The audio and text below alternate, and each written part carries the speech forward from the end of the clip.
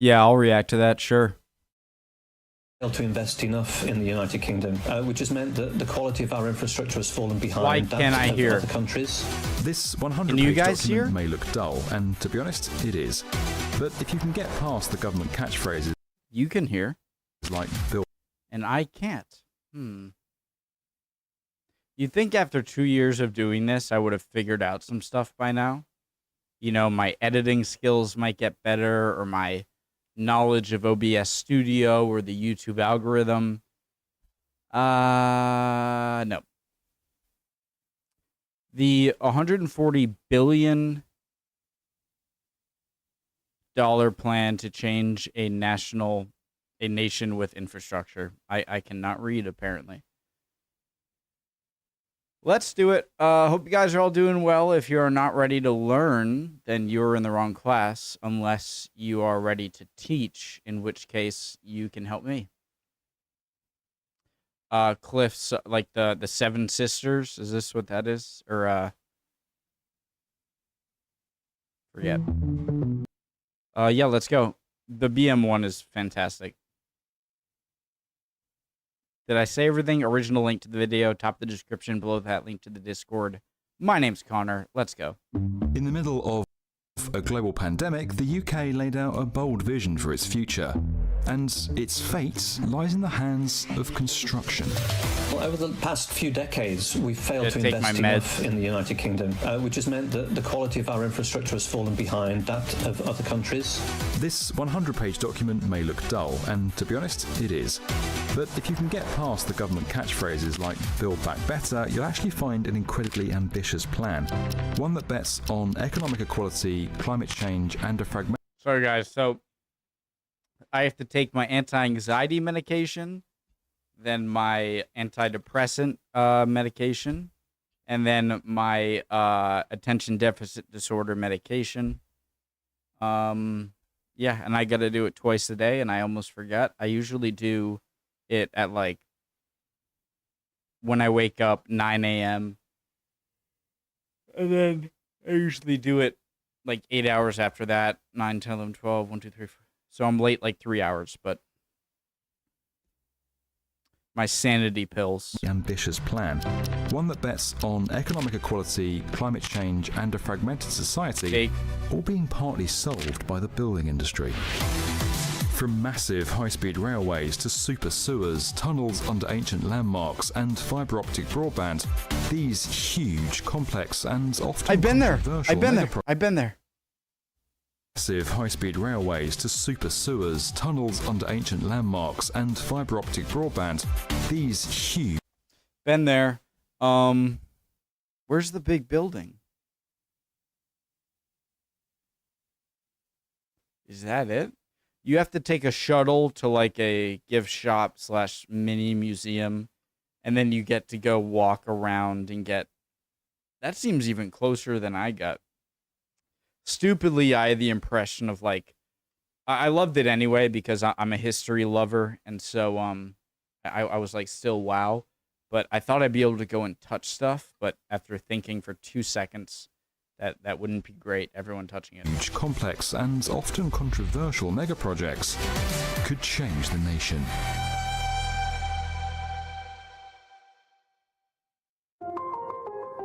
The UK's infrastructure goals aren't necessarily unique. Countries around the world are trying to better connect to their residents and reduce their carbon footprints. But the UK is the first major economy to say this. We will be ending our contribution to climate change by 2050 and legislating for a net zero emissions target. Contribution to climate change by 2050 and legislating for a net zero emissions target. The UK is probably one of the most proactive countries globally, having official governmental commitment on the carbon emissions. Will that be enough? I think that's a really interesting question. What about America? With economies reeling from the pandemic, the UK government is betting that strategic infrastructure investment can help create jobs and promote spending on materials. Well, I always refer to the National Infrastructure Strategy as a once-in-a-generation transformation. It's a really long-term commitment. And it quite literally is an ambition to build back the country. It's backed by hundreds of billions of pounds. Make Britain great again. In fact, the UK is investing the highest levels of public funds since the late 1970s, and it's set up a new infrastructure bank to co-invest in projects alongside the private sector. I think it's a great opportunity for us to redesign the existing infrastructure and build new infrastructure in a way that it really works with the environment, which will require a bit.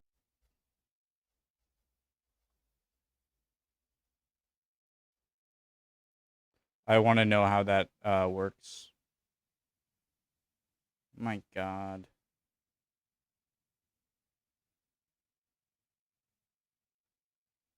Bit of mindset change, but we have lots of tools and skills that we can work with. Infrastructure funding will be spread out across the country, with perhaps the biggest undertaking being HS2. The 530-kilometre high-speed railway is currently Europe's largest infrastructure project, and it's set to be a pretty critical plank in the UK's transport system when it eventually connects the Midlands to the south. HS2's aiming to run 18 trains an hour to and from London at speeds of up to 360 kilometres an hour. It means constructing some 300 bridges, 70 viaducts, and 6 new train stations. But HS2 has faced criticism.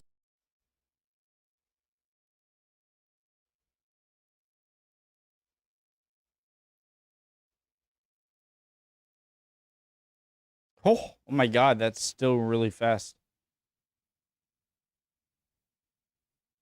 For its impact on the country's landscape and the relocation of families and businesses that live in the railway's path. It's also been dubbed the world's most expensive railway. Cost estimates have ballooned from the initial $27 billion to more than $147 billion. And it'll be a while before it's complete. The current projection for Phase 1 puts it somewhere between 2029 and 2033. It's an important infrastructure. No matter what it is, whether it's construction, estimated completion times, anything, show me a construction project that ends when they said they would end when they start. No, 2029, 30, that means it'll end in 2036. Structure, it will help with the mobility, it will help with the connectivity. Will it solve all the transport problems in the UK? Probably not. If you enable the connectivity and if that's the area of further development, then really thinking about the locations around the HS2 and how they will be either built further or maybe there is a kind of retrofit is really important. So the kind of regional aspect and different levels of planning. There's also a desire to better connect the southwest, an area long lacking in decent infrastructure that could be unlocked by the somewhat controversial Stonehenge Tunnel. To cut traffic. Just please don't tell me it goes directly underneath it. Just from the notorious bottleneck on the A303 road that passes Stonehenge, where everyone slows down to look at the landmark. Just don't go under it, please. The $2.3 billion tunnel would run directly under the prehistoric site. Oh my God, just... I don't care how much more money it costs, just veer the tunnel a little bit out of the way to go around Stonehenge and then continue with your directed path. If they do that, they are stupid. Placing a 3.3 kilometer. If they cause any Stonehenge blocks to fall over, capital punishment. A new stretch of dual carriageway below ground. Proponents say it would reduce air, light and noise pollution around the World Heritage Site, but legal battles have played out over whether the project would cause irreparable damage to the landscape around Stonehenge. Don't risk it. Just how much more expensive can it be to just divert it a little when you reach Stonehenge and then go back around and continue? And UNESCO has said the site status could be in jeopardy over the plans. The project's been on again and then off again for decades. It's the trade-off and the balance which is really difficult to get. So how much you are building more because it's good for people and it will help them increase their mobility versus the environmental impact, which it definitely has. I have a solution to the problem, guys.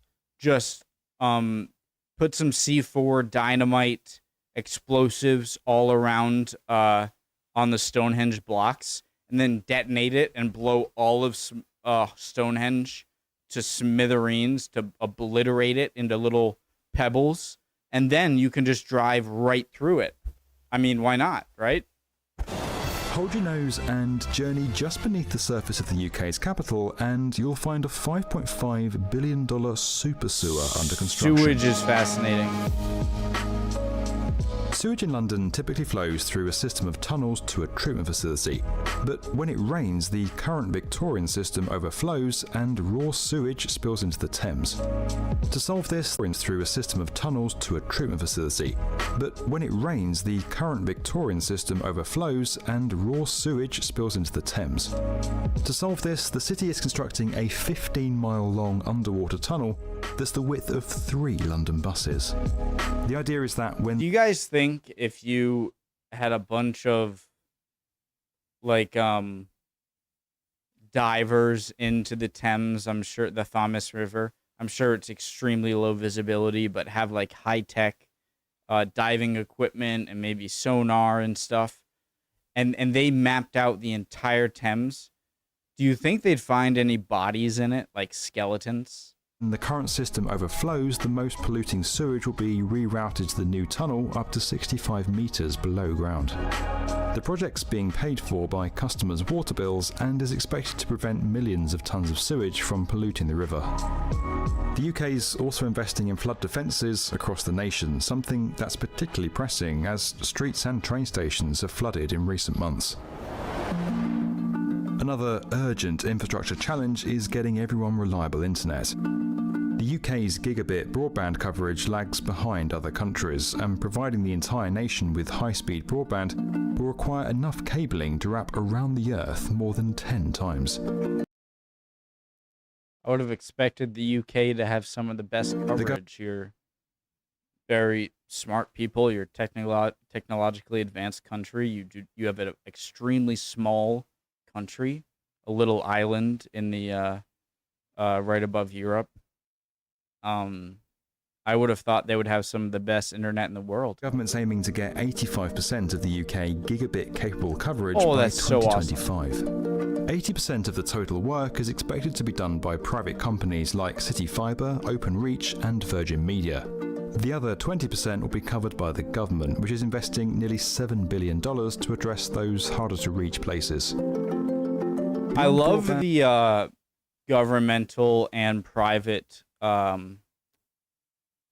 joint approach towards a lot of stuff. Just like, by the way, I think you guys have great gun laws, and I think that your healthcare system is awesome because I think it reaches a reasonable ratio of government to private healthcare cooperation. And the government's been pushing for a digital revolution within the construction industry itself. Hold on. On broadband. Why do you guys have the French flag flying? The government's been pushing for a digital revolution. Get it? Within the construction industry itself. And when it comes to tech adoption, the infrastructure sector tends to lag behind. That's because it deals with big, complicated projects that often take decades to complete. That means lots of site visits, handovers, contracts, and of course, paperwork. But this new infrastructure strategy might be just the push it needs to finally go fully digital. It's an industry in particular that is steeped in history and tradition and the way of doing things. If you were trying to do that nowadays in a non-digital method, you're having to go back and chase multiple sources and archives of... Where did the tie come from? My ADD is so bad. Probably paper-based information. Guys, my attention span lasts 7 seconds. Sources of data that might be in somebody's hard drive or network storage somewhere. That's now steadily changing as teams shift and embrace digital collaboration. The pandemic has upended the way we work, but in a way also accelerated the infrastructure sector to become more efficient, flexible, and sustainable. With fewer people working on sites, digital collaboration tools like Bluebeam's Review have enabled construction on major infrastructure projects to keep going, often in a much more efficient and paperless way. I think it's now exposed that this is a must. People can't go back to doing things the old way. The mere fact that we've seen projects continue through lockdown and through a pandemic in the last year and a half, I think is evident that if they didn't adopt new technologies and digital approaches, they wouldn't have been able to do any of those things. Wouldn't the pandemic have been beneficial for infrastructure and countrywide construction? Because I feel like if you ever notice, a lot of highway road work happens at like 1, 2 a.m. in the morning. I feel like the one thing that might be more productive during the pandemic would be construction, infrastructure. Building infrastructure is hard. It takes billions of dollars and decades of planning, construction, and maintenance. But if it's done right, it has the potential to better the lives of millions of people. I think the impact of this strategy will be a nation that is fairer, faster at delivering major projects, and greener. And as the UK seeks to set itself apart from the rest of Europe, this plan might be just the opportunity construction needs to reinvent itself as a more sustainable digital industry. This video was made possible by Bluebeam. Learn more at the link below. Guys, any videos I watch at all, this is not my comment. I'm the luckiest person in the world to be able to make a YouTube channel somewhat successful while looking at other people's amazing videos that they took hours, days, if not weeks or months to create. Please, anything that interests you through advertisements, sponsors, use their link. Please, please. Love you guys. Hope you're doing well. If not, chin up. You'll be good soon. Mental health is very important to me. I don't just say that as an outro, okay? See you guys next time. Bye.